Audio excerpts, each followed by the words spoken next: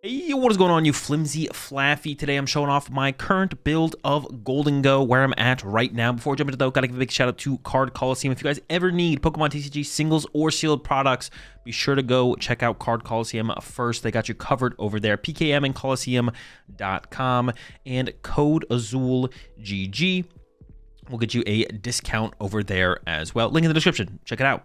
So yeah, Gholdengo, nothing crazy, nothing super special. At this point, most things have been figured out. So I'll talk about the key inclusions or inclusions I've talked about in the past that I'm now decided on, or more so decided on. So of course we got Pheasantipity. I love the Genesect, the Ace Nullifier Genesect. I do have the 4 Air Balloon in here. Now this build was initially inspired by the build that Brent Tonneson used to win the Black and White Invitational Tournament that I held. So I went ahead, took his 60, started playing with it, and kind of built it out from there to get to the point where I am now. So got the 4 Air Balloon in here. So I'm not playing the Switch that he was playing, but I could see including a Switch or like a second Turo possibly. But Fez, got the Ace Nullifier Genesect. Like I said, love this in here. You have 4 Nest Ball, you have 4 Air Balloon. This card is just good if you have ways to find it and ways to find tools to put onto it, and you have the bench space for it. And this deck has all of those: 4 Nest Ball, 4 Air Balloon. Ace specs are pretty good cards that most decks want to be able to play, even if you're not going up against the mirror match, which is like the main reason you kind of want to include it. I guess the mirror match wasn't really a factor. You might not include this card, but I mean, you go up against Dragapult, taking away their Neo Up Energy is good. You go up against Raging Ball, taking away Prime Catcher is good, right? There's so many decks that it's going to be such a big impact against Grimmsnarl, taking away the Secret Box for their big combo is good as well. So you just love getting this in play and shutting down your opponent's Ace spec. Pheasant here, like I mentioned, 2 Genesect, of course. I do have the 1/1 Caesar in here, and honestly, definitely coming around on the Caesar. Initially, my take on it was that this card is probably still bad in Gholdengo. I don't like it, but the more I've played with the deck, I definitely do like the Caesar in here. And then for the Gholdengo lineup, of course, we have 4 Gholdengo. We do have 4 Gimmighoul, but I'm going with a little bit of a split here.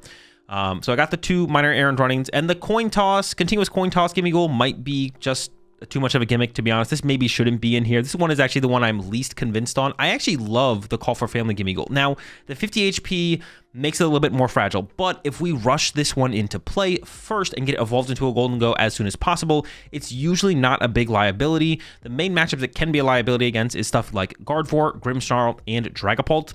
Dragapult spread damage, of course, can knock it out because it only has 50 HP, so it won't even require them to find Hawlucha. Up against Gardevoir, 2 Munkidora uses would KO this off the bench, whereas the 70 HP ones needs 3.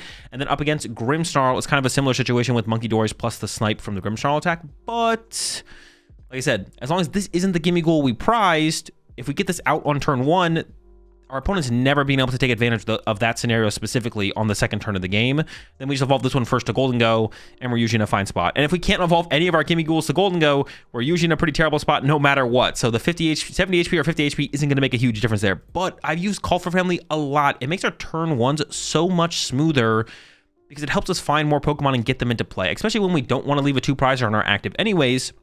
If we're going to end up with a Gimmighoul in our active, we may as well use Call for Family as well, or we can force a Gimmighoul into our active if we don't want to leave like Genesect in our active. Usually don't want to leave the 2-prize Pokemon in our active, but it can turn hands that are a lot weaker into a lot stronger hands. Like if we have Arven for Buddy Buddy Poffin and Air Balloon, and let's say we opened this Gimmighoul, we can Air Balloon to that Gimmighoul, Buddy Buddy Poffin for 2 more Gimmighouls, including the Call for Family Gimmighoul, retreat into Call for Family, and then Call for Family for the Genesect EX. Or if we're going to leave a Gimmighoul in our active no matter what, and let's say we have Genesect in our hand, we could go from a board state that has 2 Gimmighouls to a board state that has 3 Gimmighouls, and that's a pretty big difference, especially if we expect a Gimmighoul to get knocked out during our opponent's next turn. If we like open Genesect, Arven for Buddy Buddy Poffin, and we want to retreat the Genesect to a Gimmighoul no matter what, because we just don't want a 2-prizer on our active, we can retreat into the Call for Family Gimmighoul, and then Call for Family for another Gimmighoul, and we've gone from 2 Gimmighouls to 3 Gimmighouls, and that's a pretty big difference. Or we could go from a Gimmighoul and a Scyther to Call for Family for another Gimmighoul, and now we have 2 Gimmighouls and a Scyther, so we have the option of Caesar or Gholdengo on the next turn, even if they knock out our active Gimmighoul. So yeah, definitely a huge fan of the Call for Family one. It would take a lot of situations to come up where I get punished for having less HP to make me want to replace this, because I've used Call for Family so much. I haven't used it like every single game, but I've used it a lot for how long I've been putting it. I put it back in the deck for. So yeah, big fan of the Call for Family Gimmighoul. Like I said, this is built off of Brent Tonneson's build that he used to take down the Invitational that I hosted. He didn't play any Cypher Maniacs, and from there, I tried it out, and honestly, I have not missed the Cypher Maniacs basically at all. It's never ran into a game where I'm like, oh my gosh, Cypher Maniacs the only thing that can win us the game. usually Arven is way more than enough to get what we need for the turn to win the game. And half the time we're playing Boss's Orders as our supporter for turn anyways. And then when we're trying to be more impactful, stuff like the Turo and Iono can come up. So yeah, I have not missed the Cypher Maniacs at all. And I think probably it's the best way to go is to just cut them, to be honest. Yeah, I haven't missed them at all. So love the supporter lineup, the 4-4-1-1. I could see maybe cutting the Iono for one Cypher Maniac. In here, the Iono's been like okay. Further play with that is needed. And I could also become second Turo, possibly. Just like a high-impact supporter. Actually, maybe I'd lean for the Turo a little bit over the Cypher Maniac. The one thing cool about Iono, though, is if we whiff Arven turn 1, if we just don't have it in our hand, but we find like Iono, whether that just be having that instead of Arven or Pokegear into the Iono, it's still a pretty good early-game supporter. And the late-game disruption, mid-game disruption can be an impact on the outcome of games as well. It's not like... It doesn't come up that often. Usually we're winning, and our opponent has to disrupt us. And the Iono is something we just like discard with the Superior or the Vessel or something like that. 4 Puff and 4 Ultra Ball, of course, for Superior Energy Retrieval. 2 Night Stretcher still in here. 2 Pokegear. 1 Counter Catcher. That's another card that I would maybe increase depending on where the metagame goes. If Raging Bolt becomes more popular, 2 Counter Catcher might be a play. The Vessel and Energy Surge Pro, of course. I already talked about the 4 Air Balloon. And then finally we get to the tech cards here. The Rigid Band and the Moonlit Hill. Brooklet Hill. And the Moonlit Hill. That was a hill at one point, but no longer. The Moonlit Hill allows us to discard a basic Psychic Energy card from our hand in order to heal 30 damage from each of our Pokemon. Or us or our opponent does it, we heal 30 damage from our Pokemon. Now, why I'm playing this instead of Picnic Basket is because I wanted a counter Stadium. Dragapult's running around with Jamming Towers right now, doing some like late game counter catcher Genesect plus Iono plays, which is really, really annoying. So it's nice to have a counter Stadium in our deck. And it's nice to be able to heal our Pokemon in play as well. I haven't found that I've really needed like Lavencia to recover energy under item lock, because Scizor kind of handles all of the item lock situations really, really well. If our opponent's attacking with Badoo after Badoo after Badoo, if we're attacking with Scizor, then we don't discard energy. We just need 1 metal energy on the Scizor, and we just KO the next Badoo with the Scizor. And if we go up against Jellicent, kind of the same thing. We just can kind of put Scizor out there and start swinging into the Jellicent or bossing around it and KOing stuff with the Scizor around the Jellicent. Haven't really found it that like Lavencia would be like a huge need for the deck to be able to combat the item lock. So I don't feel like we need Lavencia as a Stadium. And also Picnic Basket is pretty good in this deck. So if we can combine both of those cards into one card, that saves us space. So that's what I've done here with the Moonlit Hill. It's a counter Stadium for the Jamming Towers, and it is a heal card. The only thing about it is it's hard to find. We don't play the Cypher Maniac like I mentioned. Like I said, the Cypher Maniac does not feel like it's necessary in the deck. The only use case for it would be to find the Moonlit Hill, which has come up quite a bit where like I really need the Moonlit Hill, but not to the point where I play Cypher Maniac. Honestly, if anything, I'd probably play 2 Moonlit Hills. And that might change up my energy count here a bit. You see I'm playing 4, 1, 1, 1, 1, 1, and I'll talk about that here in a second. And then the other tech card is a Rigid Band currently, but this is kind of a floating spot. Like if you want to try something else, this would be the card to cut. The reason I like the idea of the Rigid Band is because Charizard's kind of making a comeback. And Flareon Box kind of, but not really, because honestly, Flareon Box is just kind of mid.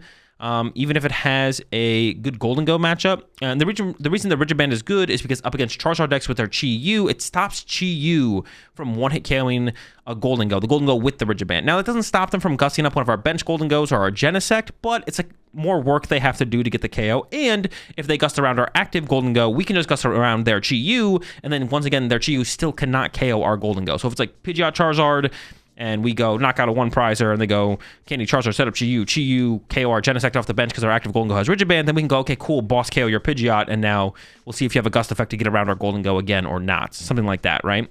So try and force them through the Rigid Band. And at some point, Charizard will just be able to 1-hit KO us, but hopefully we're ahead in the prize train at that point, and the Rigid Band did its job. But that's the reason behind the Rigid Band. Also for the Flareon matchup, it is nice to make it so Flareon, with its first attack, doesn't KO a Gholdengo. It does 130 damage, and it is Fire type.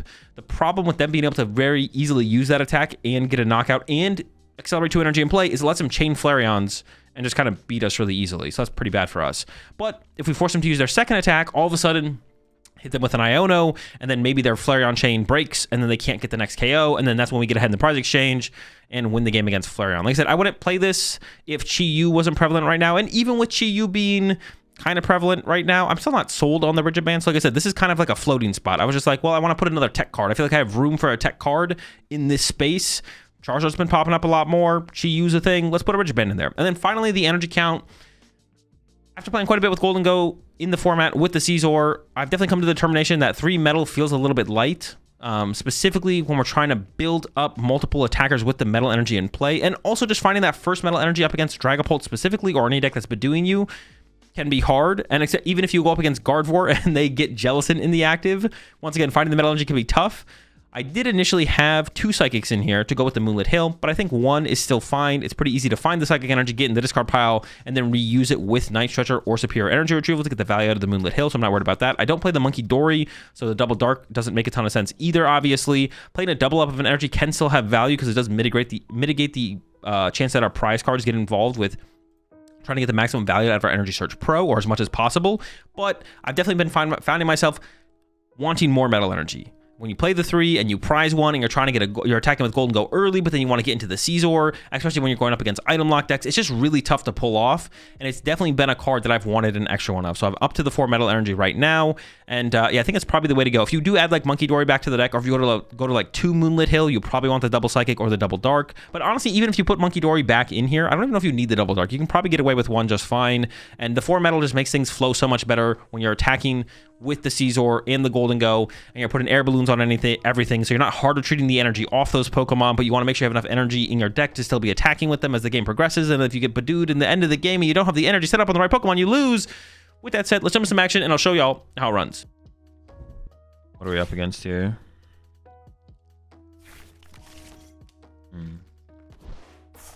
Okay, so now I have to decide how I want to play this. Oh, mirror match is so cringe. I mean, Genesect is a thought for sure, right? I mean, if they could just have like Genesect knockout next turn. This guy's hella oh, they have literally Mind Bend KO next turn. Dude, that's so bad. Okay, so I think I just have to be aggressive. I just have to be the aggressor here. Dude, leave my Gimme alone, bro. What did he do to you? What the heck? Actually cringe.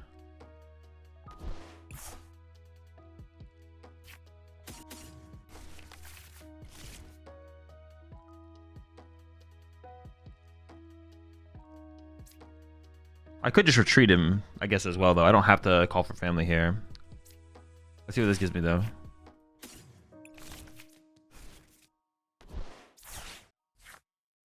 I guess I do want to save him, right?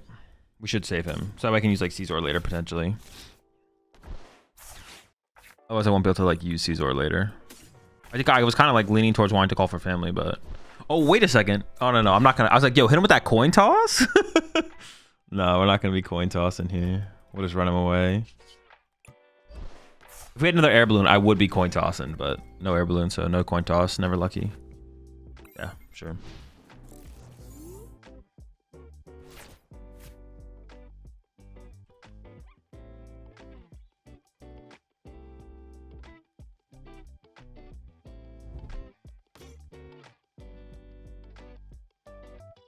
You have a go-to mat when you play in a tournament?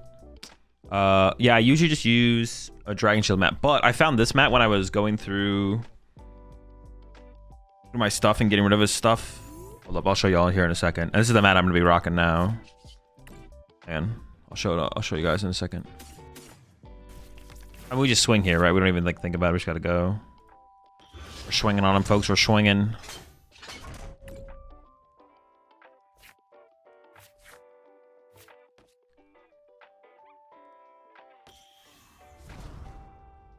I would still like to bench Scyther this turn, so I have the option of Caesar next turn.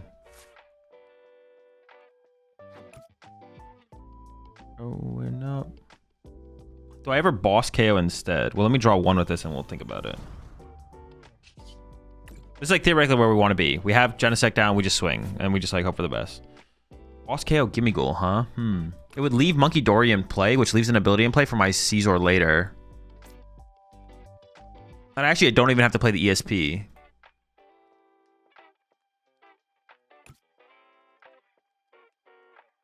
Although I could play the ESP to play around their Genesect. Because if I don't play ESP now, then what if they just go Genesect knockout? That could be bad. So maybe I just committed here to play around the potential of their Genesect. Seems reasonable.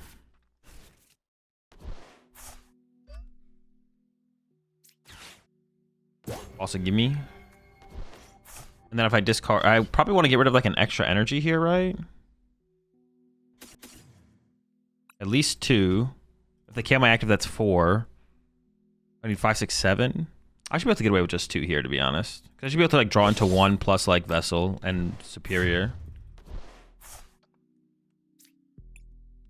Because I don't really care about getting Mind Bend. If they're going to come up and Mind Bend me, like, who cares? Why Moonlit Hill? It's a counter stadium for Jamming Tower. And then it also heals against Grimmsnarl, Guardy, and Dragapult. Can you explain the sentiment in Raging Bolt is Hufflepuff? It explains itself. If you don't get it, you'll never understand.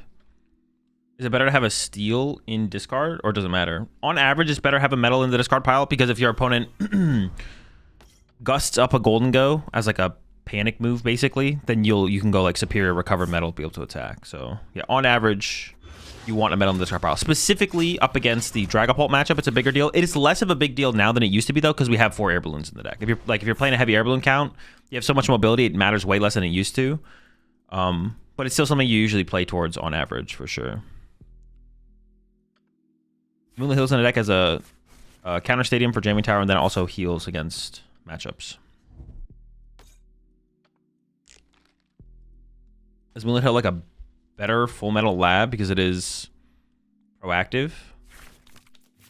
No, they're just different stadiums. That one is sometimes better than the other. I wouldn't say it's better than that because it's proactive, no. Because theoretically, Full Metal Lab could save you from getting KO'd. Whereas like if you get KO'd, you get KO'd. Moonlit Hill can't save you once you're dead. They're just different. Moonlit Hill is better in the metagame than that stadium specifically. It's not like a better Full Metal Lab though. It's just better than Full Metal Lab. All right, we'll see if they pull it together or not. I did not get down the Scyther last turn, so this is when I would attack with Caesar if I could, but I whiffed. 6?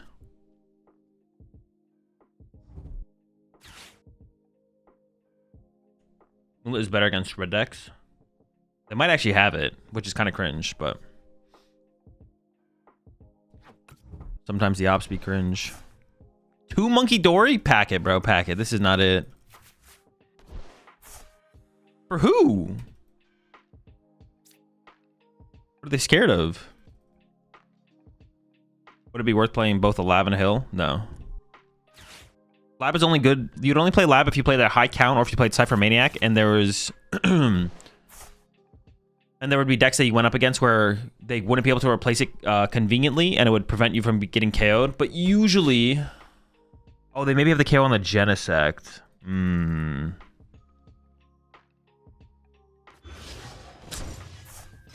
They have 5. I mean, this sets them up for the rest of the game, to be honest. Oh, they whiffed. Okay. Oh, I can't move this yet, though. This could get stuck. Ooh. Chill. Don't do it. Say it ain't so. Dude, if you're stuck, you're fired. You're literally fired if you get stuck. I'm not keeping you around. There's 6 billion outs to move this thing.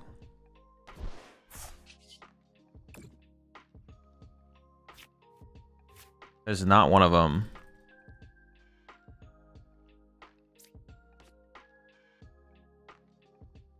Bossing their Genesect and healing this could... Actually, healing this doesn't change the math, right? Go 30? Yeah, it doesn't change the math.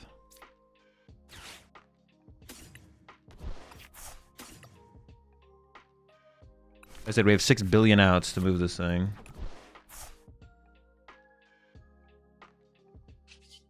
Honestly, if I can just retreat to Genesect this turn, I would be okay with that. So if I go into an air balloon, that would still be fine. That's not an out. Bro, give me an out. Give me an out. Give me an out. Dude, 6 billion outs in the deck and we whip. Holy smokes. I could just boss their Genesect and pass. Dude, this is so bad. Yeah, I just do the same thing back to them. That's so cringe.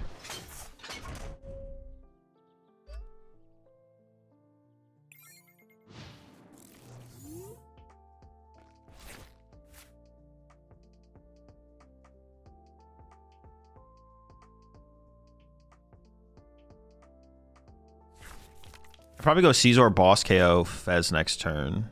Or that's ideally what we do. We should be able to do that no matter what, yeah. I mean, it's so easy for them to have an air balloon here, though. Like, I'm going to bet that they find air balloon here. Because it's so easy for them to have air balloon here, but...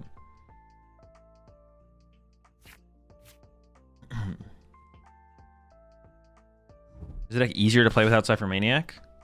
I don't know. I don't really think about decks in terms of if they're easier or harder. I think about if they're like, if it's correct or incorrect. No clue.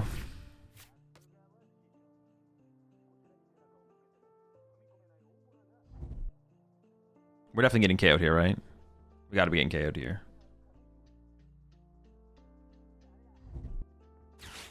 Oh, the Lana's Aid? Bro. So do you think Ace Nullifier Genesect is coming back to pure Pult decks? No clue. Well, if you switch to an Arven build, then yes. If you play Arven, you probably play it. But if you're not playing Arven, then no. It just depends if you play. If you think if the Arven build is like not worth it, then you shouldn't play it. Yeah, but I don't know if you're playing Arven. Yeah, I have no clue. I just have no clue, to be honest. But that would be the catalyst for it. Is you'd have to switch back to the Arven build. You have to think the Arven build is the better way to play the deck. Or having Genesect in your deck is so good that switching to the Arven build is worth it. But yeah, no clue. No clue. Gosh darn it. Gosh darn. All right, so we just bring up the Fez and KO and pray, I guess. That's our win condition at this point. But not quite me. I'll save Iono Countercatcher for next turn, I guess. I don't want to put Fez in play because it's worth more prizes. Or it's easier to KO. That's what I meant to say. What I'm saying, you know, it's what I'm saying. It's what I mean.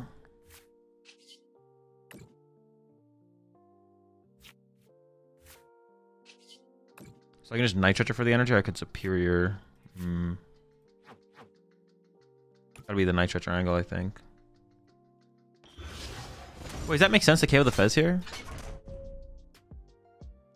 Albums like volumes.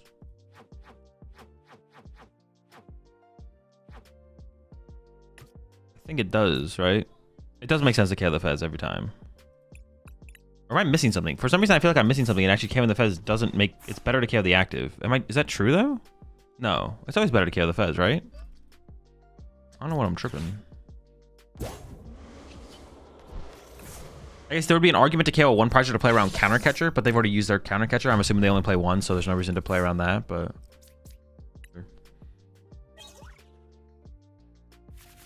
Should you try to KO Fez the turn you Iono? No, doing it now is better, because now they could whiff, but if they find Night Treacher and put Fez back in play, we can do it again next turn.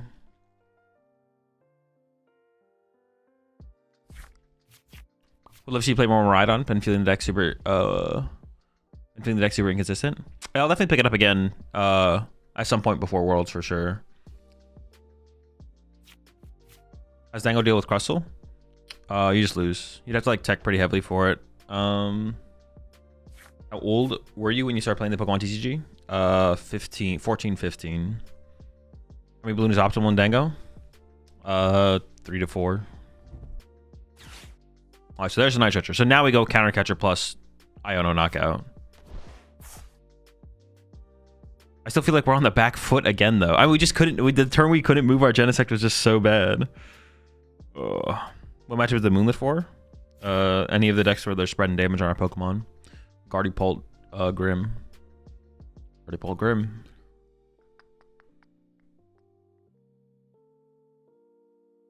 Hi, I see you are laddering. Any good deck ideas with the new White Flare Black Bolt set?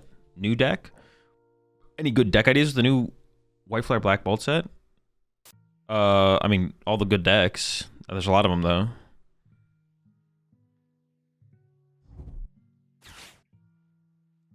But if you KO Dango this turn and then Fez the Iono turn, then they have one less draw, right? Well, they might not be able to recover Fez this turn, so they don't have Fez this turn. If they don't have Fez this turn, Fez maybe leads them to boss KO this turn. So, no. They're not guaranteed to recover Fez this turn. And if they do, I can still go Countercatcher Iono next turn. I can do the same thing next turn.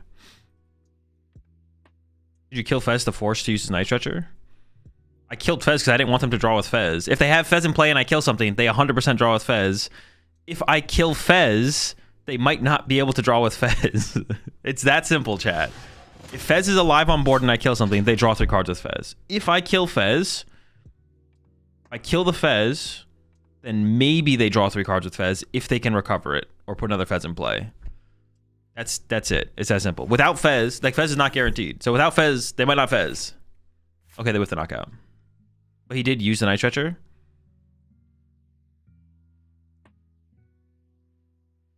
That changes nothing about what I just said. I don't know what to tell you. That changes literally 0 about what I just said.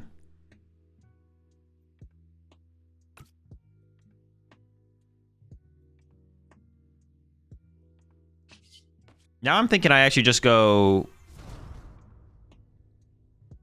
Time to boss Fez again. Yo, I'm kind of down. I mean, I can kind of do whatever I want. Me getting Iono'd is really bad, though.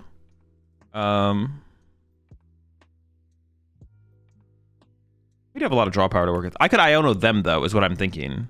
So I could go, like, Rigid Band, Air Balloon...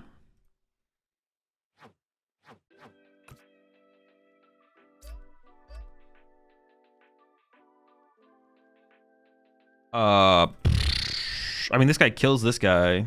Then just Iono and draw? Sure, why not? That's a lot of energy going to the bottom of the deck, though. I maybe trolled that. I maybe should have somehow put some... I could have superior some energy into the discard pile, to be honest. Did like a wee bit of trolling. 1, 2, 3, 4. Yeah.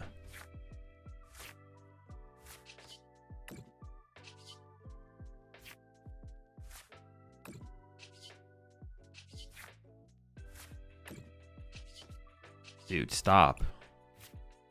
Dude, stop it, man. Big bonk. Oh wait, they also have to respect my Caesar, which is so bad for them. Yeah, they also have to respect my Caesar, which is so bad. Because if they kill my Caesar, I have 2 turns to play the game.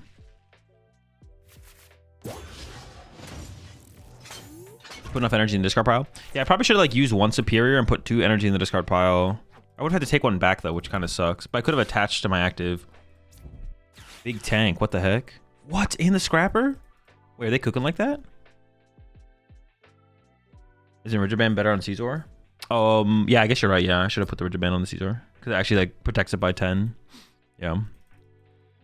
I wasn't thinking about it too hard in the moment. I was just like, this does not matter. But it actually does matter, you're right. What does Lily do? If you haven't drawn a prize card yet, shuffle your hand, draw 8. Otherwise, shuffle, draw 6 if you have.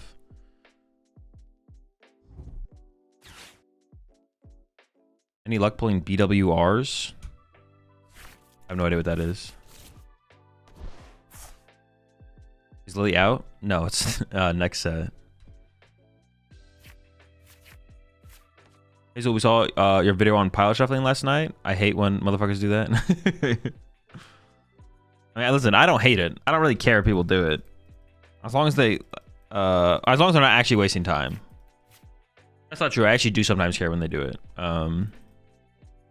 BWR is black and white rare, like the monochrome ones. Oh, I don't really open packs.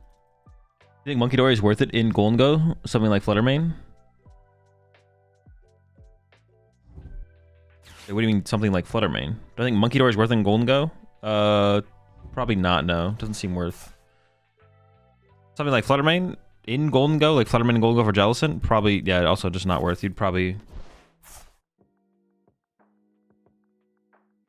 over something like Fluttermane? I mean, you don't... If you think... I mean, I wouldn't have Fluttermane in my list either, though. No, I don't... No, no to both of them. No Monkey Dory, no Fluttermane.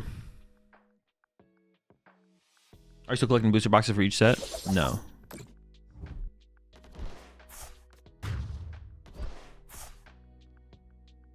Yeah, no Fluttermane, no...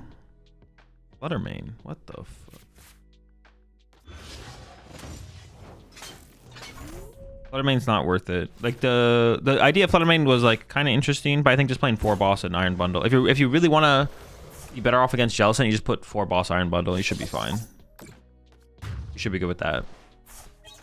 Fluttermane definitely not necessary and kind of just a bad card. Best deck for grinding ranked, whatever deck you want to play. Yeah, it would be okay, I guess. I don't hate the idea. Definitely don't hate it.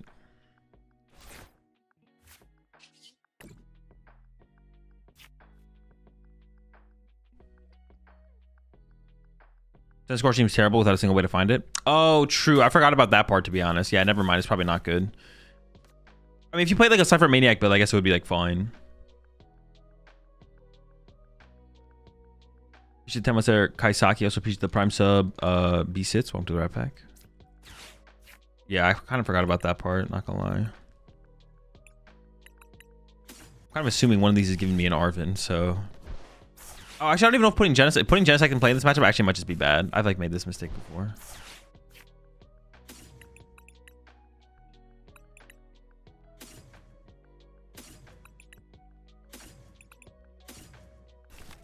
Yeah, the Genesect actually might just be bad. I've definitely made this mistake. Oh, we don't have a... Oh, interesting. I thought I had the Call for Family one in here. I mean, it doesn't change too much. I just don't think I promote it. I might just promote Genesect, to be honest. Yeah. I don't really want a minor errand running to lose a Gimmighoul. There's a Gholdengo as well.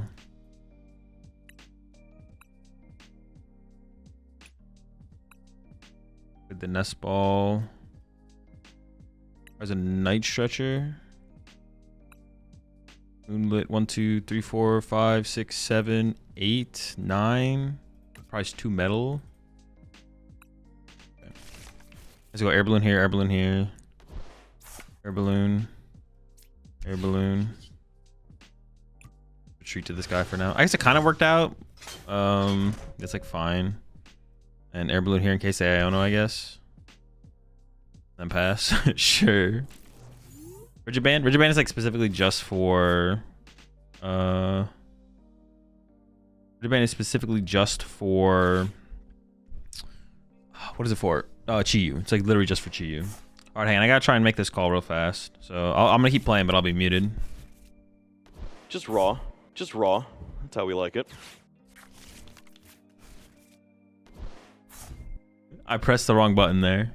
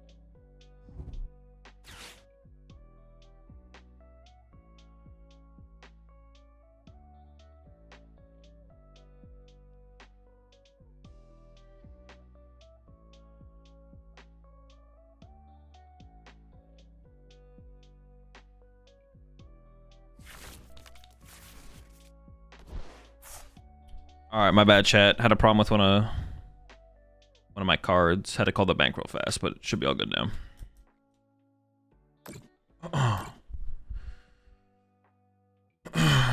I'm so they're definitely setting up for a Team Devo play. My Moonlit Hill is gone. We'll see how this goes.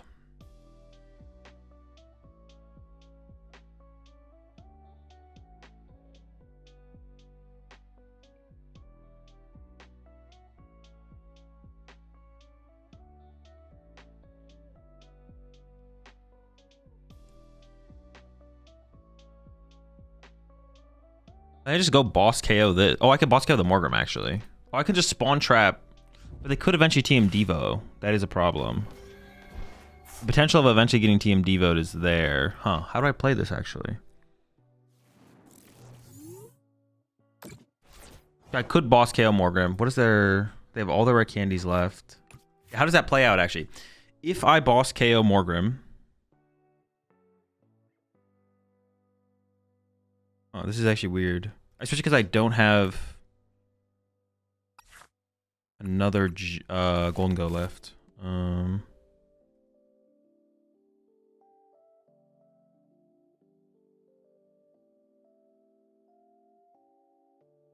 feel like KOing the Frostlass here is definitely the play, though. They don't have enough. They don't have enough damage in play this next turn. They can move 3 total damage over. This guy dies. This guy dies. This guy dies. I still have 1 left. I still be able to KO the Grimmsnarl with that. That's not a lot to work with, but I have all my superiors left, or 3 of my superiors left. We'll see. I was in the play KO last turn. What I KO instead? The Grimmsnarl? I don't know, because the Grimmsnarl was putting on a lot of pressure on. I feel like I should KO the Grimmsnarl there. Because another attack from a Grimmsnarl there, and then I just like, they should be able to board wipe me from there, right? It's tough to deal with. I'm gonna KO the Frostlass now, though, for sure. Yeah, I do get the Dangos back if they Devo. Would have been nice to have Caesar in play here, I guess. Yeah,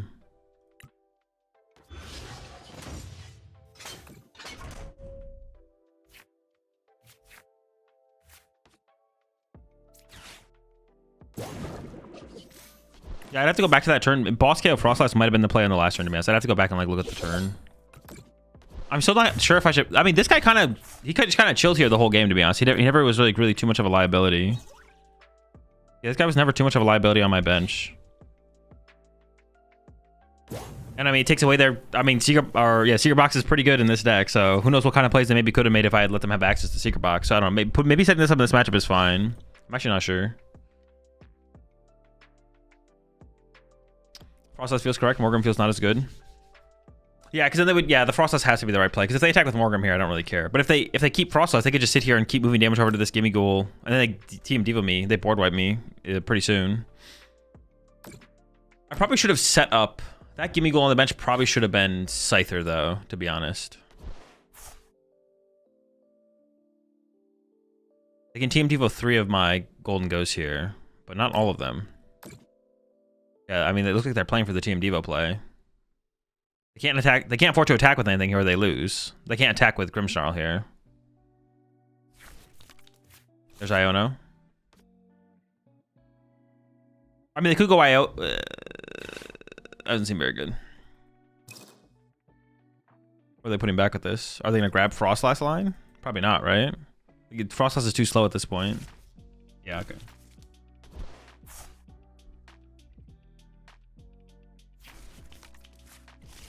I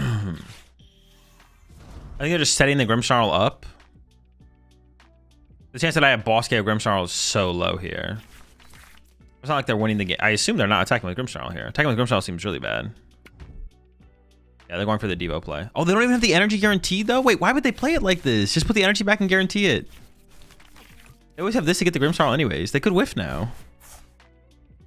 Why would you ever play this to a situation where you could whiff?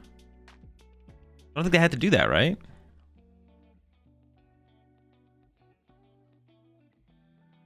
Hazel, do you think Zard Pidgeot is still a competitive deck?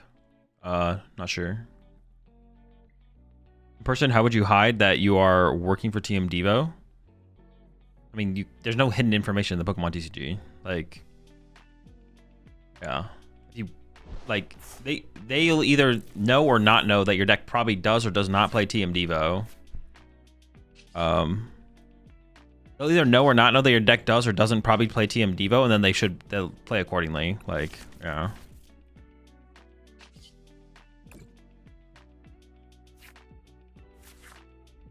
Boss, but I need like a ton of energy if I'm gonna KO this thing. It's pretty unlikely I get the KO off the bench.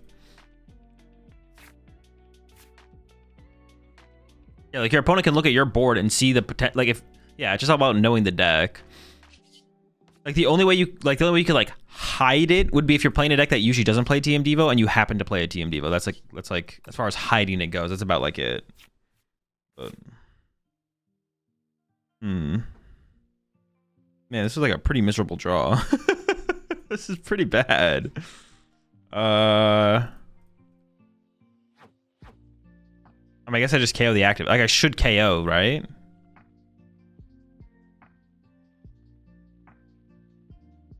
I mean, they're not pressuring me, so I don't have to actually take a knockout here.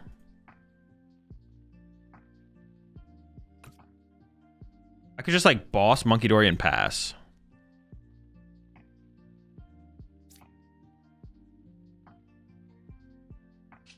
Let me check what I have left real fast. I kind of just want to, like, draw one extra card off there if they take a knockout next turn kind of deal. I know they don't have an energy in hand. I don't even want to be able to get whatever supporter they want. I don't know. It seems fine. I get to move 10 more damage over to my side of the field. That doesn't, like, set up for anything, right? Not that I can see anyways.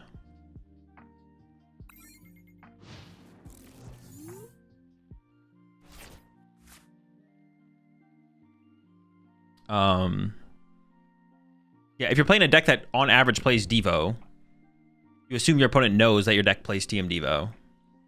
You assume that your opponent, yeah, if you're playing a deck that on average plays TM Devo, you assume your opponent knows you play TM Devo.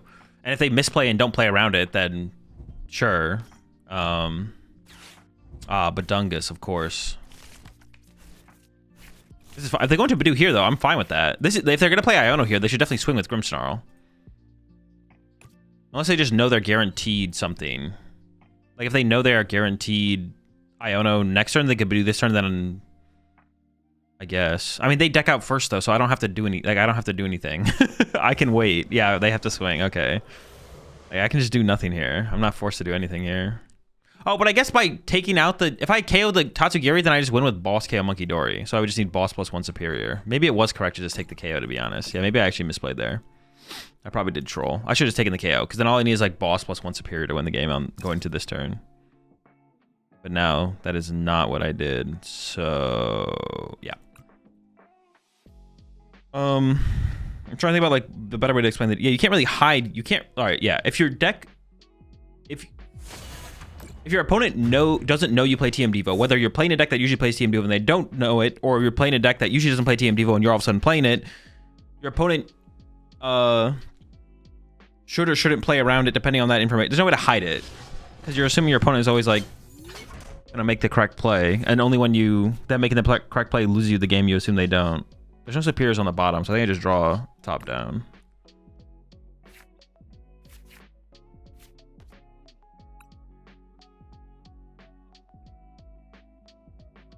Yeah, no superiors on the bottom.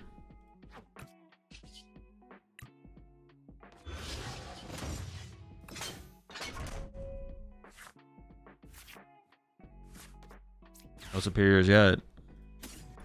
Hold up. Uh-oh. Superior? Got the boss, though. Alright, oh, wait, they can't even win next turn, can they? Oh my gosh, it doesn't even matter. They can't even win next turn. That's so sad. What the heck?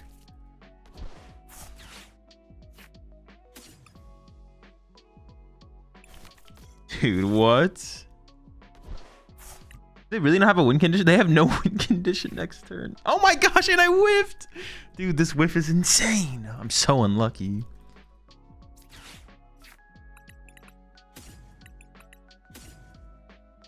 Not the Gibby pass.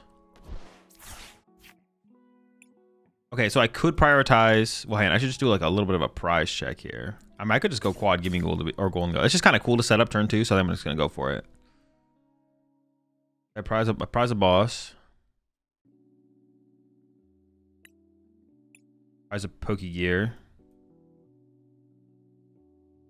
Prize a Poffin. Prize a Night Stretcher. Prize an Air Balloon.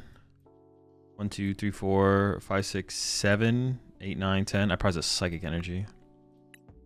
I mean, quad Gholdengo is just kind of cool, so I think we got to go for it, right? Actually, we should go for the coin toss donk, right? I mean, that or minor errand running. Minor errand running is technically correct, but I mean, you can't pass up the meme here. Gotta go for it. Gotta send it.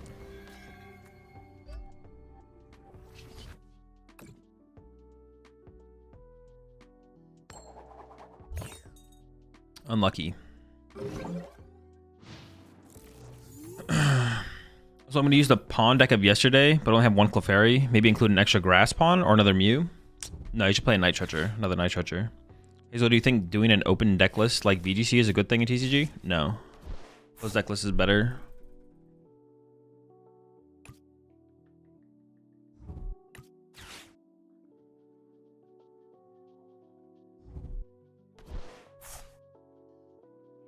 So how do you feel about my deck? Teal Mask, one Teal Mask, 12 Grass Energy, 47 Morrison. What? Dude, the Candy Chomp? That's cringe, dude. What? Candy Chomp is not legal. They did play Candy. I think it's the exact same opponent from last game, though. They do play Candy Chomp. Candy Chomp.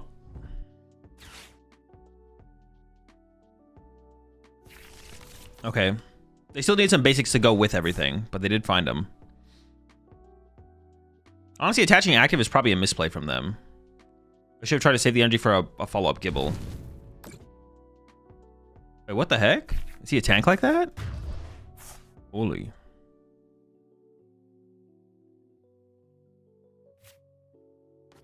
Now I'm going to set up the Caesar. I'm just going to have the Caesar set up just in case of some shenanigans. Oh, shoot, I messed up. I was supposed to push Gimme there.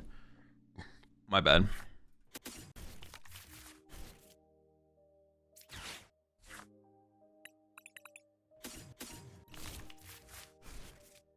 Mistakes were made.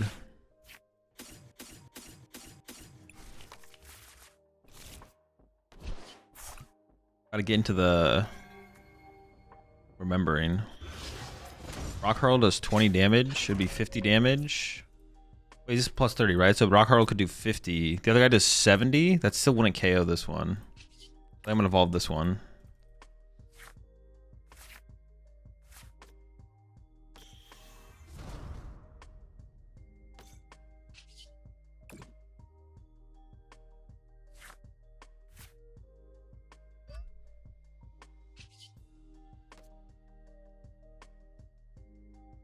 I don't see a reason to play anything else, to be honest. I'm just gonna chill.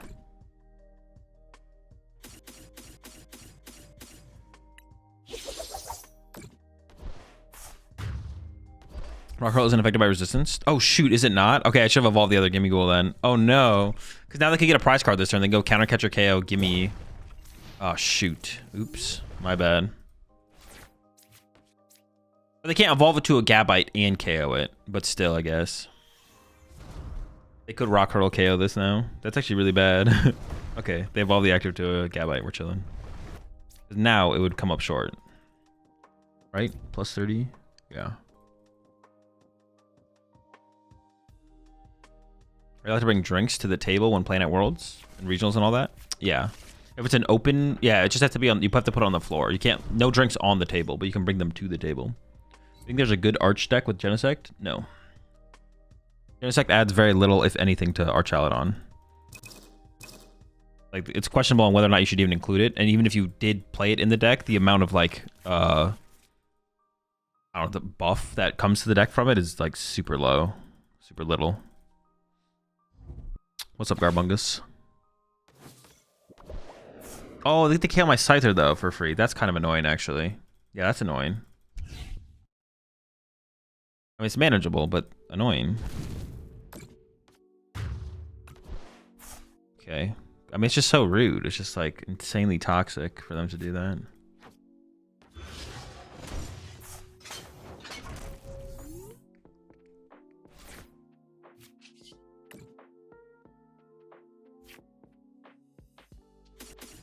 Actually, I have to decide, do I want to set up, how do I want to set this up? So, I mean, this is going to go here. I'm just going to play cards as I'm thinking about this.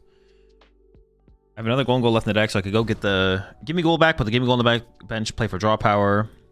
Or I could just get another Gholdengo set up as well. Can't win this because it puts me down to 3, gusting around it. If there's enough ability to play and keep something off the bench with like the Caesar would be kind of cool, actually. To preserve. I need another air balloon for this thing at that point, but yeah, maybe we go for the Scyther here, actually. All right, let's just draw some cards and see what we get, and then we'll decide after that.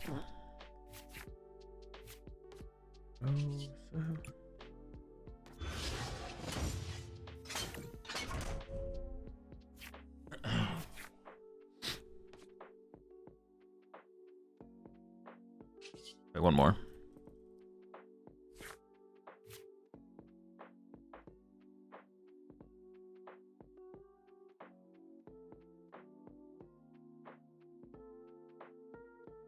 the rigid band even matter where I put it? How much does this guy hit for? Minus 30. I guess I could actually protect the Caesar from getting killed by Garchomp. So I could go... Yeah, that could be interesting, actually. Let's go play one of these. Fail. Play this. Let's go with the Scyther play. Let's go with the Scyther lineup.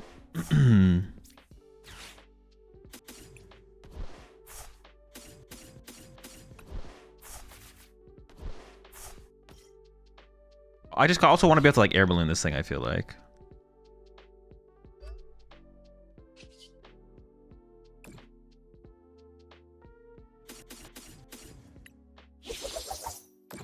Yeah, being able to use the Caesar, honestly, is also just like way more energy efficient for a knockout. So I can go like 2 prize, 1 prize, or 1 prize, 2 prize. Yeah, we'll figure it out. We'll figure it out. What math is the rigid band for? Specifically, it's for the fish, Chi-Yu. But specifically, it's for Chi-Yu. Yeah, it's kind of just like a floating tech spot right now, to be honest. I just put it in. I just decided to tech for Chi-Yu specifically, but it is really just like a floating tech spot. So, like, if you think it would, if you think there's a different tech you'd want to include, then do it there. Rigid band doesn't work on Scyther, true, but it works on Caesar. Listen, I have faith in my Scyther becoming a Caesar. You might not, but fuck you then. I believe in him. Does it help versus Flareon? It does also help versus Flareon, yes. Chi-Yu and Flareon, that is true. I always forget about the Flareon. I just like, Flareon is just like, I just don't think about Flareon. To me, Flareon's not a real Pokemon, but it does help against it, yeah. It's good for Cornerstone too. Yes, you're not wrong, but no, because it doesn't win us the matchup. It's like, yes, but no, basically. Like, you're not wrong. Technically, it does. However, because that matchup is unwinnable anyways, no. It's like one of those things where it's like, you're not wrong, but it's not a reason why we'd play the card. It's not a reason why we play the card. That's the way you want to think about it.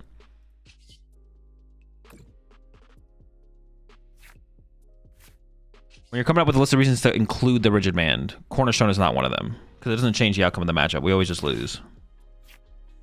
Yeah, we just get bodied, man. We never win. We never win.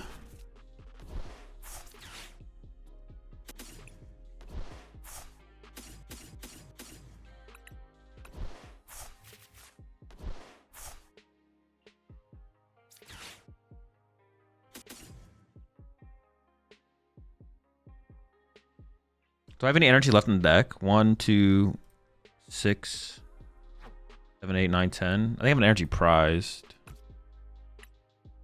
The Vessel's pretty weak. But Vessel's probably, like, this guy's pretty weak. This is pretty weak.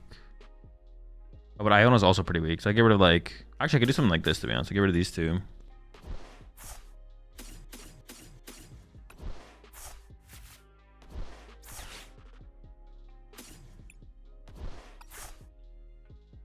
Do that. Oh, I have to get rid of all 8. I didn't realize they had the tool card. That's fine. I wasn't change anything. I thought I was doing it with 7. I thought I was going to leave an energy. So I was thinking about like which energy I want to keep. But then I was like, wait a second. No, I can't do that. Oh, true. Rigid Band doesn't even help against Cornerstone. Their attack literally ignores the effect. I honestly forgot about that. Yeah, their attack literally ignores the effect.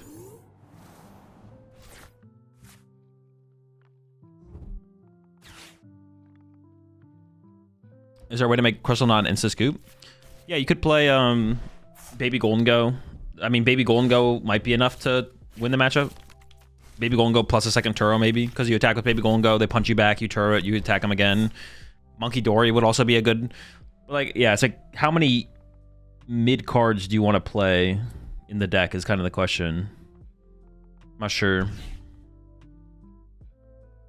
Baby Gholdengo's pretty mid. Turo's good though. Turo's good. I don't hate the idea of 2 Turo in the deck. Like this list only has 1, but I don't hate the idea of 2 Turo. And then what was the other card I mentioned? Turo. There's like another card I just mentioned. But yeah, like there's like a bunch of mid cards. Like they're not super strong. Yeah.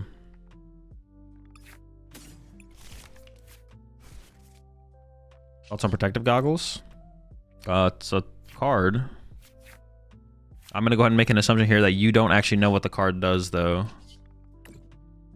So my recommendation is to go read Protective Goggles.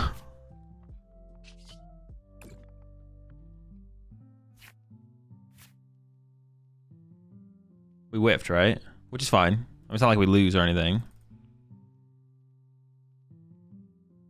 I could have air balloon to retreat for one more, but then I need another energy anyways. Pass. Are the cases where rescue board is better than air balloon? Yes. Rescue board has a secondary effect. If the Pokemon has 30 or less remaining HP, its retreat cost is it has no retreat cost.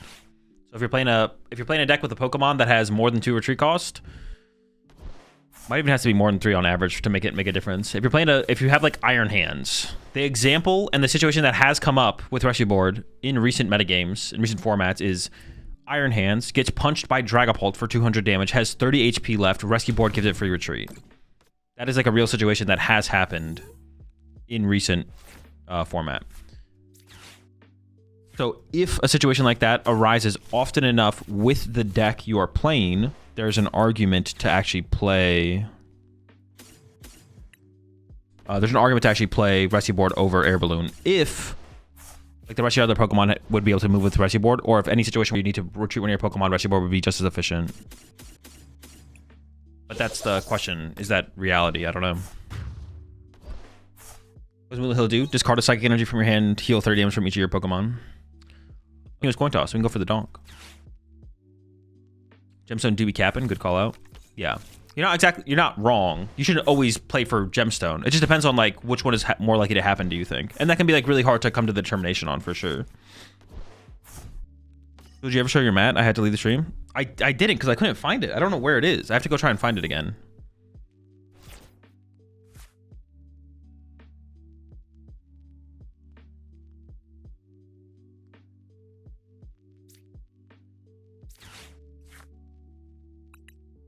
I like setting up this guy in this matchup.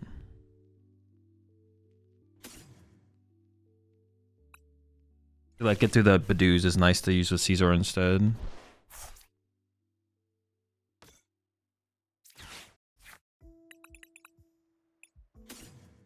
I don't care as much about using Genesect in this matchup when I can just go full board, right? Well, actually, it depends. Do I have... Yeah, plenty of Gholdengos. Yeah, we're chilling with Joan.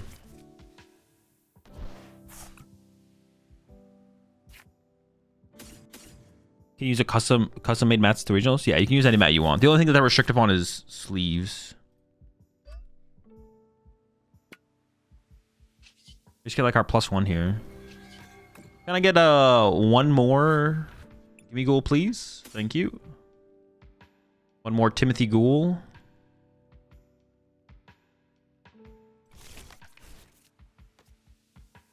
Let me see.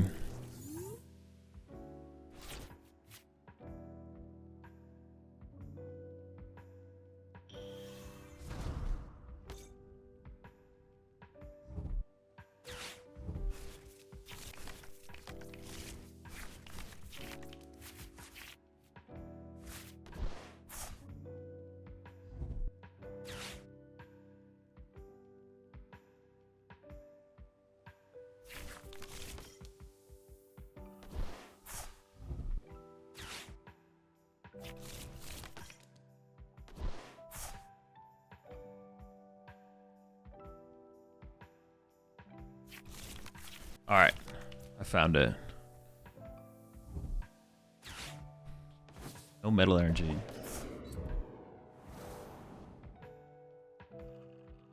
Appreciate the prime sub there, Puddle Dock.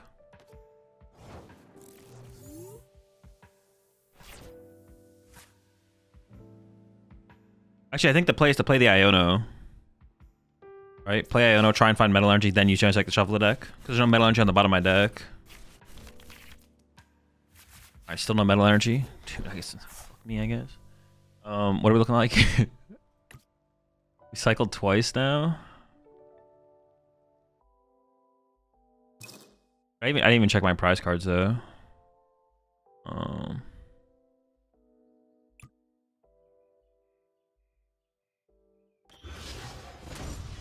So we just draw first.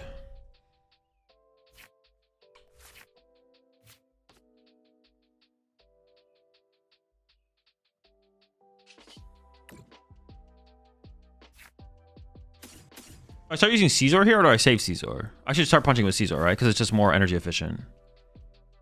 I feel like that anyways. Get off. Oh, but then I'm trapping an energy on this. Ooh, I don't want to do that, right? I don't want to trap a psychic energy here. So I should do this first. Attack. Go from there.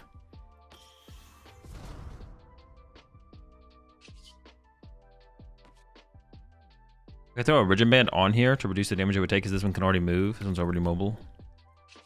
Sure, this seems fine. But then I could have had one more Gholdengo in play, right? So this actually feels bad because I like lost draw power out over here. Lost out on draw power over here. Actually, another thing about playing the Iona there is it does cycle me closer to my Moonlit Hill as long as it's not priced. I did find my mat though. But I'm going to do the... I'll show it after the... I'll show it for the top-down camera after the round. I remembered where it was.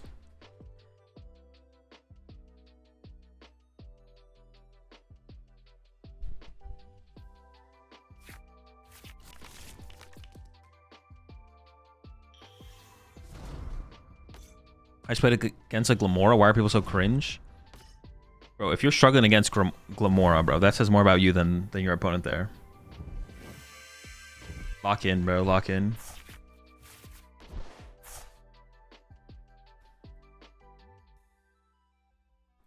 Those dice you had at NAC were so dope. Yeah, the TC Evolution dice are pretty sick for sure.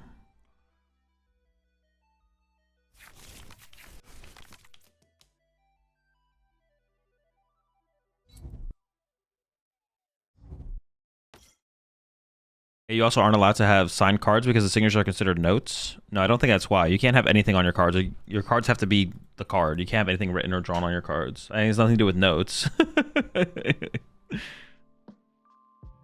Which, it also just makes sense. You shouldn't have drawn on cards or anything. It'll make it easier to see them potentially, or figure out like what is... I had a friend get DQ. You used to be able to draw on your cards and play with drawn on cards, so people like draw like top hats and stuff on their Pokemon. I had a friend who got DQ'd from Nationals.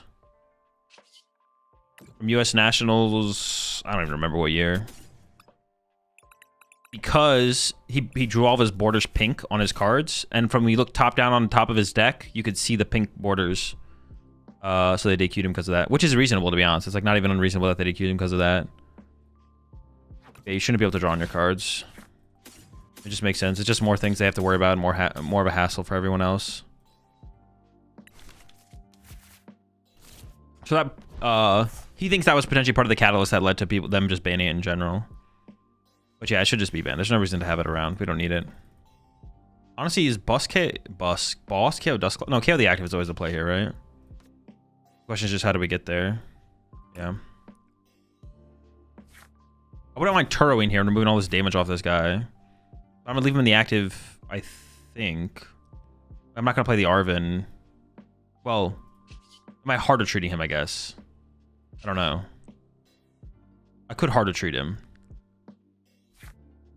Do I ever harder treat this to draw one more card? I'm actually just not sure.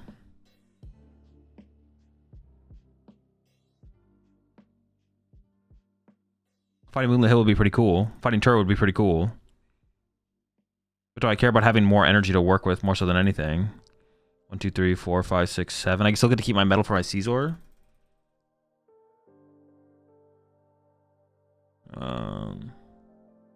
Be discarding the energy if you Turo anyways. I think I just draw the one card. Yeah, but it's like different. I also leaving the more damage one in the active is just better, right? I think so.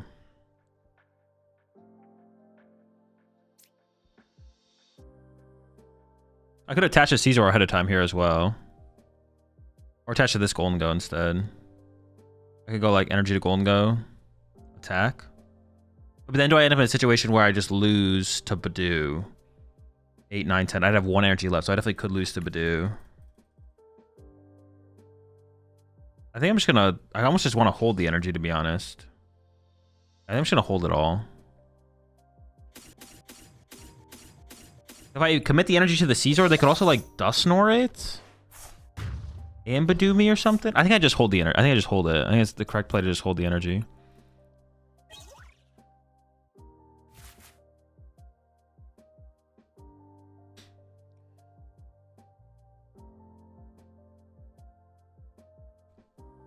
Does that candle Stone Mask? You just lose. It's a bad matchup.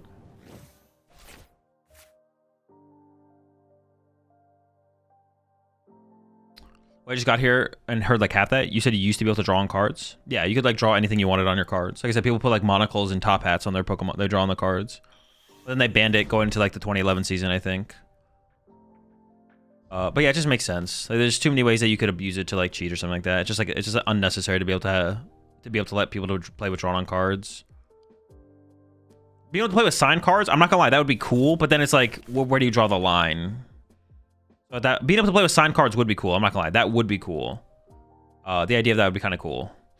But like, where do you draw the line? Do you say you draw the line at signatures? But then how do you even like categorize what is a signature versus what is not a signature? I mean, obviously, you look at the card, you could probably tell what is a signature and what's not a signature. But like, I feel like just banning across the board is probably just easier. Makes the most sense personally. But yeah,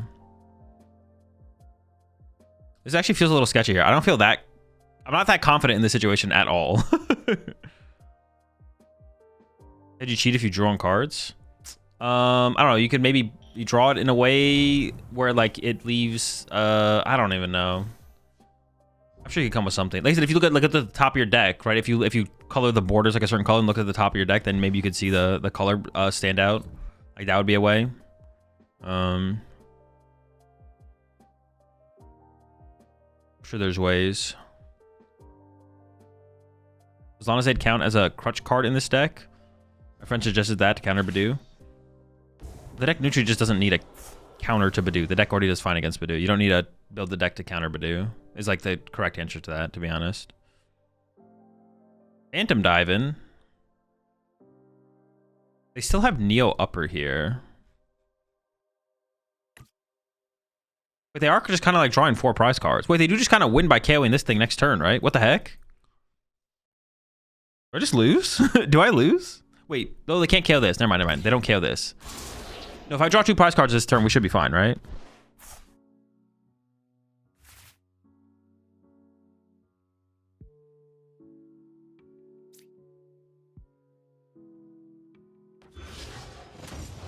Our hand. I have a couple different ways to play this. Let's just find.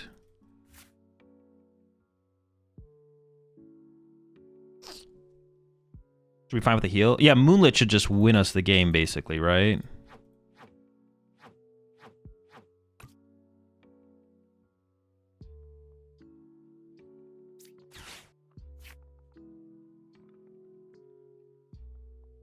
Moonlit or Turo. Turo should also win us the game. If like picking this guy out of play, like how do we lose?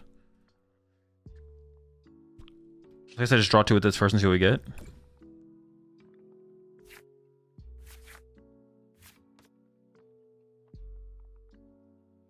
That's just the active retreat. Well, I could also attack with Caesar here, though. Well, I don't have a boss. Well, let me just draw 1 with this guy first and see what we get. Oh, nice.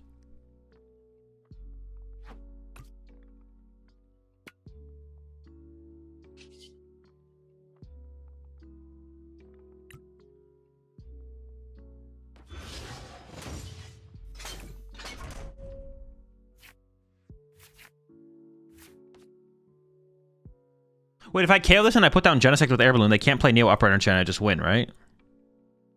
Yeah. Okay, so I should go.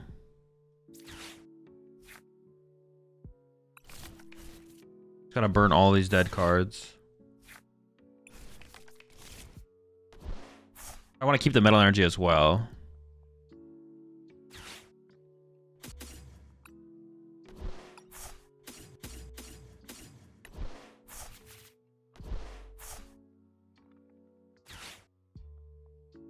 Putting down this with Air Balloon. I could play this. Just grab 2 dead cards. This.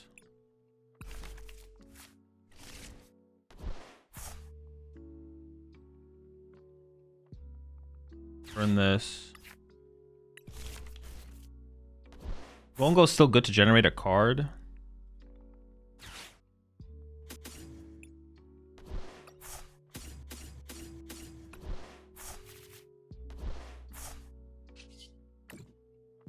The Moonlit doesn't even matter at this point, but it's just kind of cool to do. Bench this. Balloon it so they can't Neo Upper. I could play the Vessel to discard this last Arven. But honestly, the Arven is still kind of good. But I want to play the Vessel. But there's nothing to discard with the Vessel, I guess.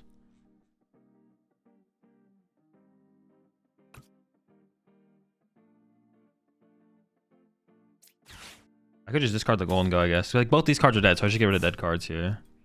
But leaving one Arven in the deck seems fine. Yeah. Having Gholdengo in the deck's not bad because I can generate a card off of Genesect, which is kind of cool. Being able to generate a card off Genesect is cool. So if I have like a Superior in hand I want to play, then I can go Genesect for Gholdengo, use a Superior, get an extra card to work with Superior, but... Are you allowed to talk to your opponent during the game besides announcing moves? Yeah, if you want to. Or is it frowned upon / banned? It's not banned. It's not frowned upon. This topic actually came up on, I think, the bonus episode on Mine and Chips podcast. Was just like, you know, just like don't, like just match the energy of your opponent. If your opponent's like, you know, like if your opponent doesn't seem like they want to be overly talkative and chat a lot, even if you want to, like, probably best to not like push your opponent to like be super chatty, right? Like just like, yeah, kind of match the energy of your opponent, and your opponent will probably match your energy as well. It's just like a human thing that people do. I'll match the energy of the room, the situation, so on and so forth. Read the room? Yeah, that's good. Yeah, read the room. Read the room type situation for sure, potentially. I feel like they had to have had a bigger play they could have made by popping some of these earlier, to be honest. But also they didn't have an Iono to go with it, so maybe it was incorrect, I guess. I don't know.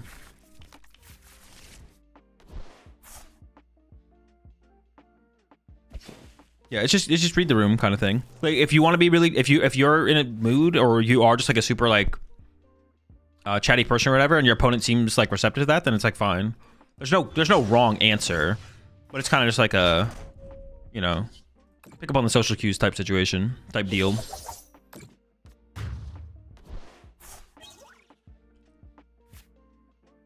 Oh, I don't really do much talking, so it'd be weird if someone told me to stop talking. I'm never the one talking.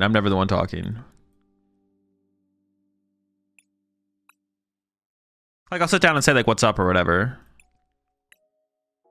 That's not 100% true. Sometimes I'll ask a question or something. Rarely am I ever the person starting or continuing the talking, though, to be honest. I'm not gonna lie. 1, 2, 3, 4, 5, 6, 7, 8, 9, 10. That's not 100% true, though, where I'm never talking, but... More so not talking than talking, I guess. Oh, is Mullet in my hand? No.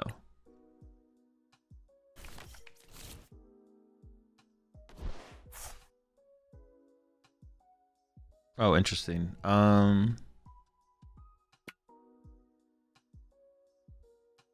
Okay, I could get... They opened Monkey Dory. I could get item locked. I just have no idea what to expect from my opponent here. I could Vessel away this Gimmighoul. Whatever, we'll just go pass. Oh, I should have retreated to a Gimmighoul there. I always forget to do that. Because then I could have gone Gholdengo for 2, Gholdengo for 2. You ever entertained the where are you from or wherever I'm living next? Of course, yeah. Yeah, if someone asks me a question, I'm not going to not answer the question. I'm going to be rude. I'm just saying like the constant chatting in the middle of the game is like what I'm not... Like chatting before the game is fine. That's different. Chatting, I'm doing no chatting in the middle of the game. Yeah. Once we're playing the game, I'm doing no chatting. Before the game, I don't. Yeah, I'll be chatting with my opponent sometimes. Sometimes not. I'm usually not the one to like start conversations, but if my opponent starts a conversation, then I'll converse with my opponent for sure. Not against it. I'm just not usually the one to start it. But in the middle of the game, I'm not conversing. Also, I really liked your take about the Pokemon Center at Worlds and how the competitors should automatically get a slot or something.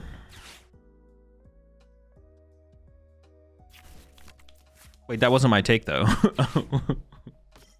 My take was I don't have a good reason why they should. My take was I don't have a reason why competitors should get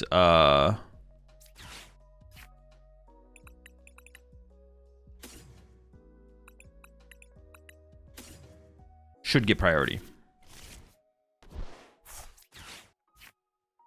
Not saying they should or shouldn't. I just don't have a good reason why they should.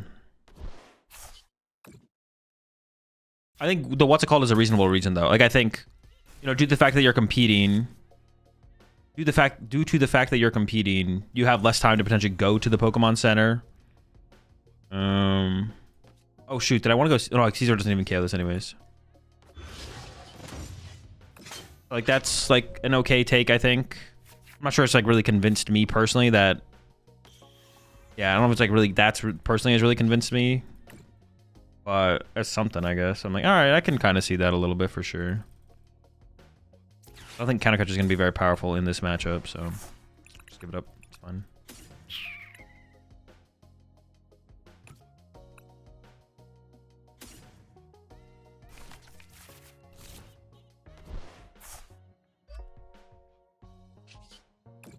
If I could have, I would have used Caesar here, but I can't. You're recommend double sleeving? No. You should just single sleeve.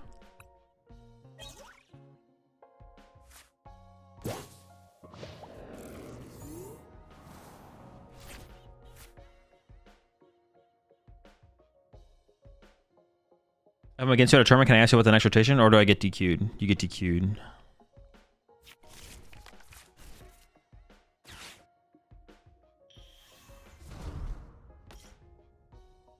I saw Azul at a regional in Texas. I told him how cool it was to meet him, but I didn't want to be a douche and bother him and ask him for a photo or anything. He said, "Oh, like you're doing." Good pause though. Oh, like you're doing now. I think for World's priority for competitors kind of makes sense. They worked for it in that case. Okay, but okay. I mean, I don't like the competitors worked to get their Worlds invite, right? Like I don't like. I'm not saying I'm against Worlds competitors getting that.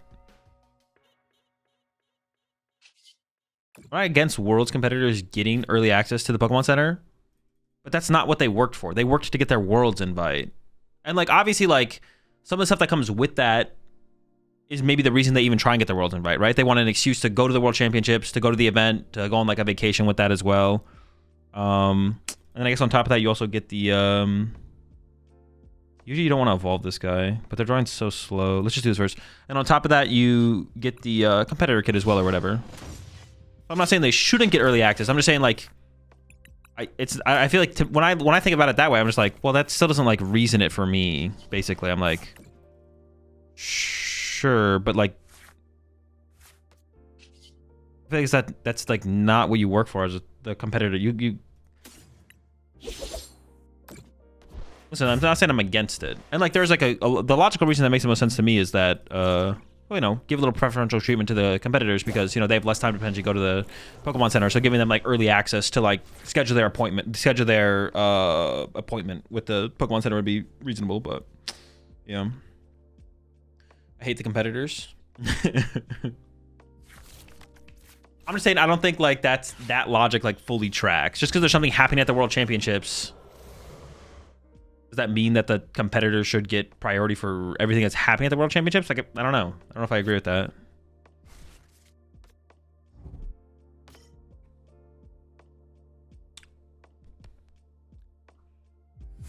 If they gave it to competitors, I wouldn't really care. I wouldn't be like they shouldn't do that. I'm just saying like I just don't see that it's like needs to be something that happens. It's just like to me when I think about it, I'm like if they do it, it's sure cool. But if they don't do it, is that something that is like that big of a deal that they're not doing? Probably not.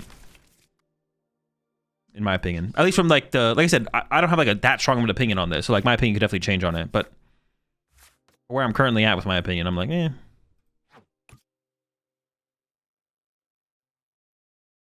much energy do I have here? I don't have enough. I'd be fine with just boss KOing the snow run here, to be honest.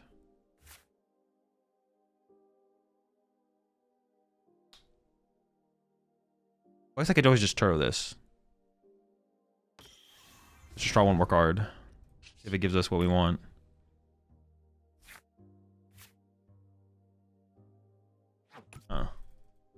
Punching this does not seem very good. That seems bad because I could just give them monkey door damage to work with. I could just Turo this though. That could just be my play this turn. Turo push the Genesect.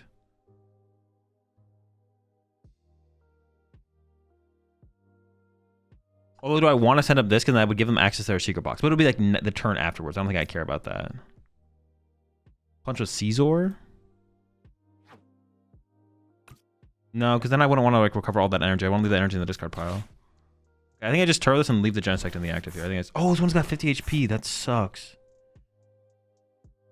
Well, I don't think I was going to be turboing him, to be honest. I'm not going to lie. Wait, is benching him that going to be that bad now, though? No, it should be fine. They don't have any damage to work with. It's fine. This guy's the same as any other one.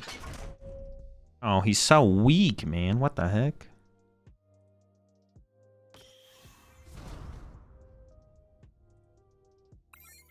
Fine.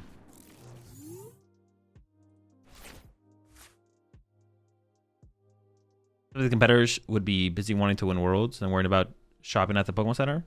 I mean, people's whatever priorities are their own. Doesn't really. I don't think that should affect whatever people's priorities want to be. That's like up to them. You know, we shouldn't assume one thing or another. I'm sure there's definitely some competitors out there who don't care about the Pokemon Center at all. But there's some who are like more invested in the experience of just like participating in like Pokemon related events and stuff because they're just big fans of the franchise. So a lot of people who play the Pokemon TCG, even people who are Worlds competitors, even though they're obviously competed enough to the point where they got their Worlds invite, so it doesn't mean they're more competitors than they are Pokemon fans. As someone who doesn't care either way, I think it's reasonable to believe that if they give staff separate specific time for Pokemon Center access due to staff time constraints, then it makes sense to also do that. Yeah, I like I said, like that take I think is like reasonable for sure. In my opinion, competitors deserve preferential treatment over straight content creators since there's no worlds without the competitors. I mean, that's what people say, but I just don't like you're not wrong. There's no worlds without the competitors, but I think Pokemon could easily just throw a celebration of Pokemon tournament. I think plenty of people would show up. Also, like as comparison is to like influencing content creators, like I mean, they are a business at the end of the day. Influencing content creators are a big deal for any kind of business anywhere, and wanting to like yeah, like there's content creators and influencers stuff. They provide value a lot. They and probably the average influencing content creator provides more value to Pokemon than the average competitor, right? So it's like it's not that they should disrespect the competitors. It's just like that's kind of the reality, right? This is actually kind of scary now. We got this now though.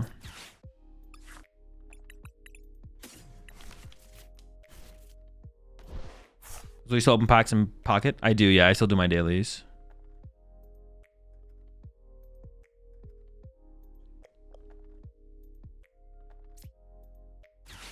Any tips for attending my first regional? Nope. I think it just has to be my response when people ask me for tips for attending the first regional. Yeah, no, not really. Play Pokemon. They have 1, 2, 3 abilities.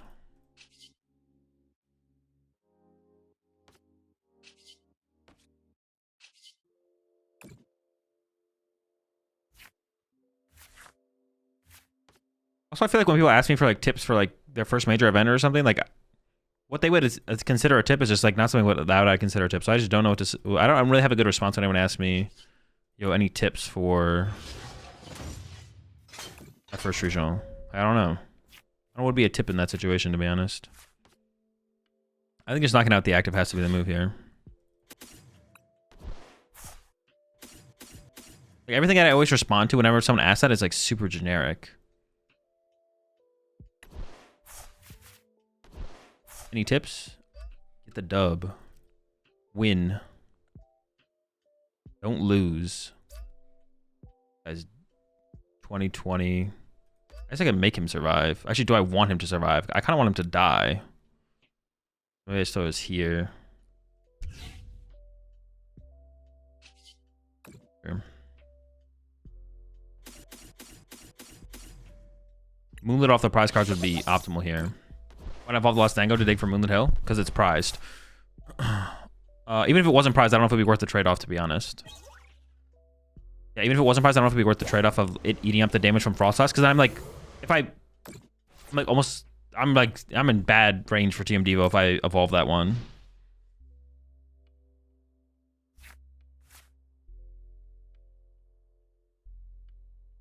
There's no point in there's no point playing at my locals. They have a policy where sealed product can only be bought with cash.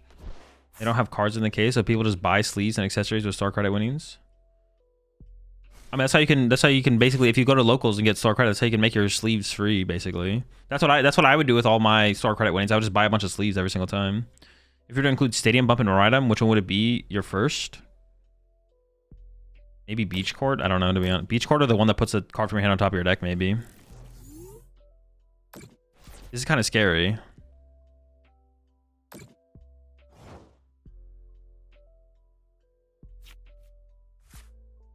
Still no Moonlit Hill.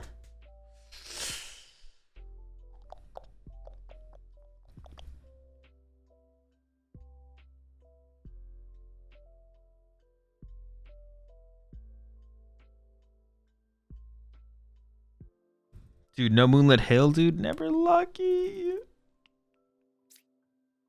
think the play is Boss the Monkey Dory, though, right? Then they have to work to find that. And then I could just attach a Caesar, and then I have this guy. Well, hang on, I should be drawing some cards here. He's underwater. If I evolve this, they're all in Devo range. If I don't evolve it, they might not be all in Devo range. So I just attach this here and then knock out the active, I guess. Yeah, that's where we're at. This is really scary. Yeah, I mean, they can TM Devo me next turn. This is pretty scary. They can still win this. Frostlass pretty good. Think Iron Valiant would ever work with Guardy? No. Lively Stadium? Probably not. Any matchup where you want Lively Stadium, they play stadiums, I think. Also, it's not guaranteed to get... I don't think Lively Stadium. You'd want to play like multiple Lively Stadium to be able to guarantee value out of it, I feel like. Yeah, I feel like it'd have to be one of the two I mentioned. Hazel getting back into the game. Last played around Brilliant Stars. Hope not much changed, and it's business as usual. I mean, that was a while ago. I mean, it's still the PokemonTCG, I guess. But none of the cards that were good back then are... Or none of the decks that were around back then are decks anymore. But yeah, still Pokemon, still fun. Same game.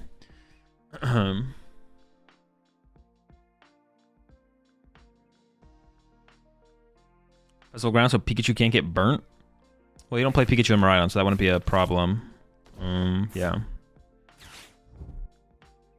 If he DVs you, doesn't he just lose? Well, it depends how they got to the Devo. Yeah, it depends how they would have got to the Devo. If they had like Iono plus Devo. If they had like Iono, KO, Gimmighoul with Monkey Dory plus Devo. Oh, wait, they don't have damage on board to use with Monkey Dory, though. Oh, I guess this Gimmighoul was always safe.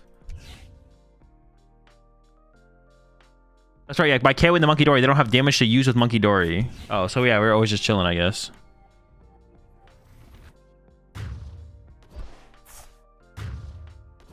Yeah, we're always chilling. We're always chilling.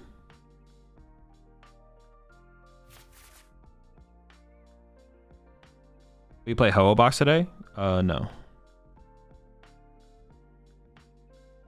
I might have multiple different ways to win, right? It doesn't really matter what I do here.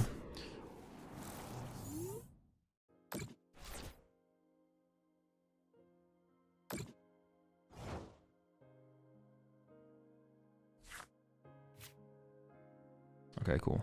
Well, I mean, I have this immediately. We got that going for us.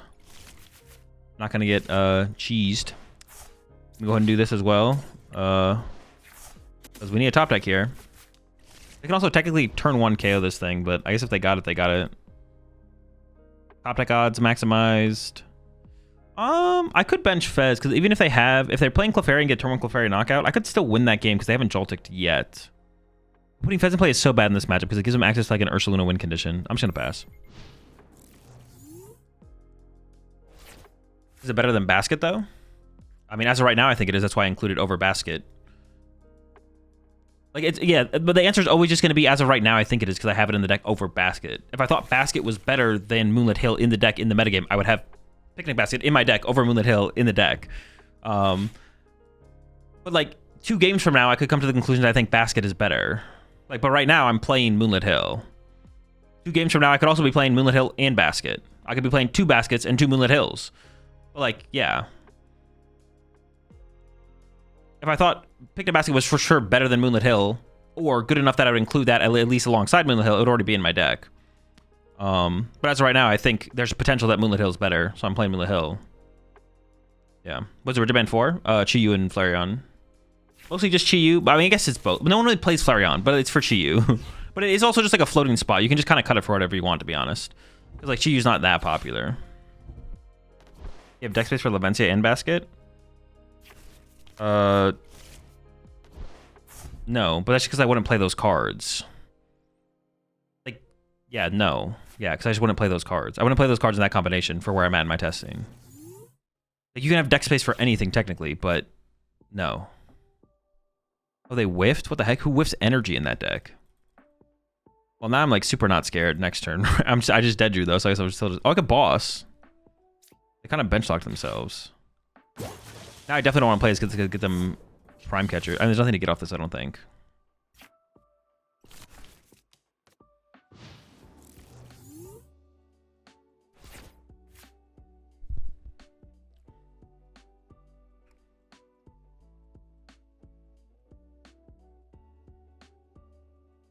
The question, like, do you have deck space for Levencia and Basket is, like...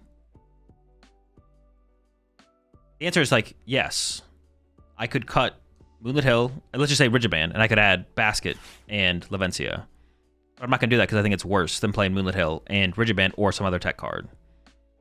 So you can always have room for everything, but, yeah. Or Basket for Moonlit Hill for the real Giga Chad Gholdengo player. Hey, that's my guy right there. But hold on, this is a little bit weird. We need, because like this guy can kind of just swing on us. I would just lose to Crispin if I KO the active. Or I could bench Fez and then KO the active, and then if they Crispin KO, I could push Fez, draw with Fez. That still feels kind of bad though, to be honest. I could just pass. I'm pretty comfortable just passing here, to be honest. I think I'm just gonna give myself another turn to draw. All right, hopefully we don't get bodied. What's up, Zul? Playing Jelly Guardy today? Hopefully. Yes, soon, yes.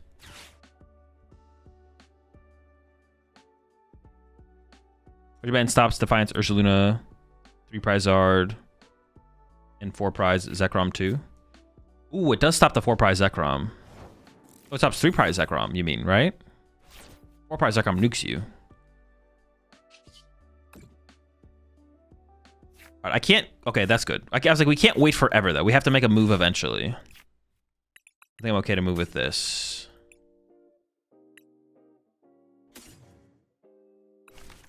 Okay on the hands?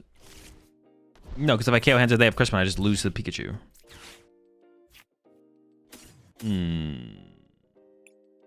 1, 2, 3, 4 abilities. I think Genesect setup would be nice as well. I didn't realize I priced a Gimmighoul. I don't have access to boss next turn. It's like a problem here. Oh, but I only have 1 prizes in play. I could just like wait a turn. So I'm just gonna do this. Grab Scyther.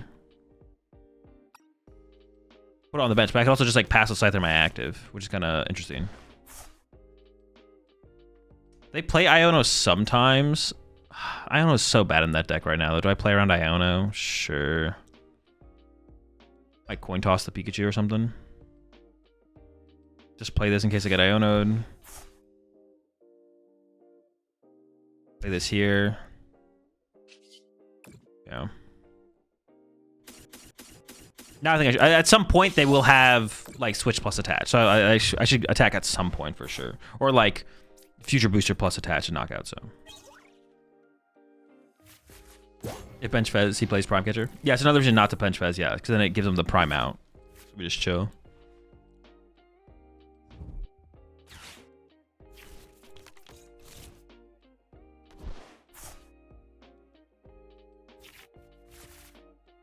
What's up, Alpine? Oh, we have boss in hand now as well. The boss can have the prize card, so. I can use boss KO peak. Well, it's if I find an evolution, though. I don't have an evolution right now. But if I had not gotten Scyther, and instead I'd gotten Genesect, then I would have the evolution. Then I have to decide how I want to play this, because I'm not guaranteed an evolution here.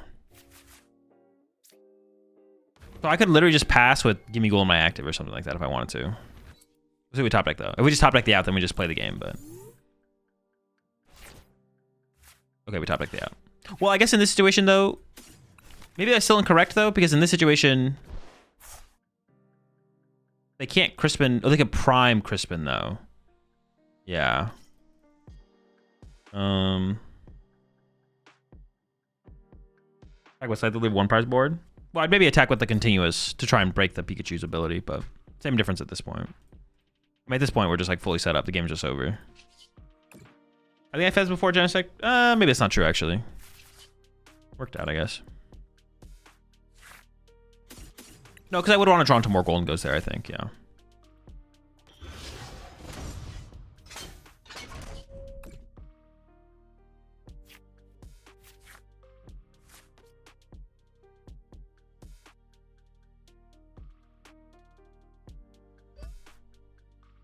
It was a really weird game.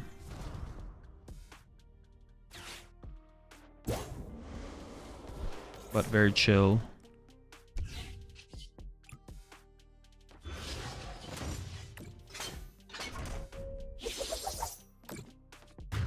So that breaks it though for our grass? Wait, does it actually? Wait. I thought it did no damage. Oh, just 20 damage. You're right. Yeah, we would punch with Scyther there. I thought it did no damage. Was it to accelerated grass energy? Attach a basic grass energy card from your discard pile to one of your bench cards. I thought it just like did. I thought it just did that. I didn't realize it did 20 damage. Yeah, so we would have attacked with Scyther there, done 20 to the Pikachu, and then just chilled with a 1 prize board. And if they were able to take a KO on the next turn, then we'd go bench Fez, draw with Fez.